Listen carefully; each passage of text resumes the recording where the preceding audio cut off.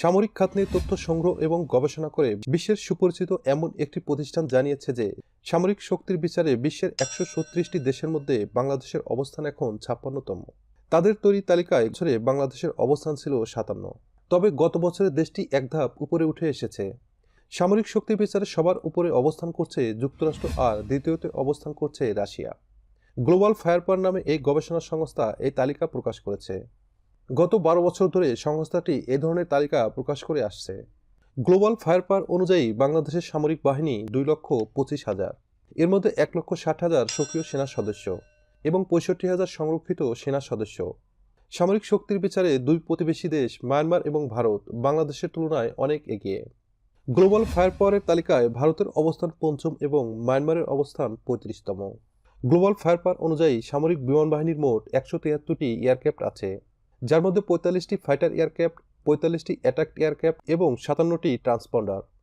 তবে কেবল একটি দেশের সামরিক সরঞ্জামের সংখ্যা দিয়ে এই শক্তিমাত্রা বিষয়টি নির্ণয় করা হয়নি, বরং দেশটির সামরিক সরঞ্জাম কতটা বৈচিত্র্যপূর্ণ সেটিও এই বিবেচনায় নেওয়া হয়েছে।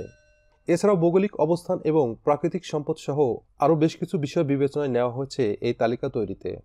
গ্লোবাল ফায়ার পাওয়ার অনুযায়ী হেলিকপ্টার আছে 64টি, কমব্যাট ট্যাঙ্ক আছে 534টি, অ্যাটাক হেলিকপ্টার নেই, 942টি আছে সাজোয়া যান, 18টি সেলফ প্রোপেলেড আর্টিলারি এবং 32টি রকেট প্রজেক্টর। সামগ্রিক সামরিক শক্তি পরিমাপের ক্ষেত্রে সেনা, নৌ এবং বিমান বাহিনীর শক্তি অন্তর্ভুক্ত করা হয়েছে। গ্লোবাল ফায়ার পাওয়ার এর 2018 সালের প্রতিবেদনে বলা হয়েছে বাংলাদেশের সামরিক বাজেট 159 কোটি মার্কিন ডলার। গ্লোবাল ফায়ার পাওয়ার অনুযায়ী নৌবাহিনীর চিত্র। নৌবাহিনী নৌযানের সংখ্যা 89টি, যার মধ্যে ফ্রিগেট আছে 6টি, সাবমেরিন আছে 2টি, পেট্রোল ভেসেল আছে 30টি, মাইন ওয়ারফেয়ার আছে 5টি।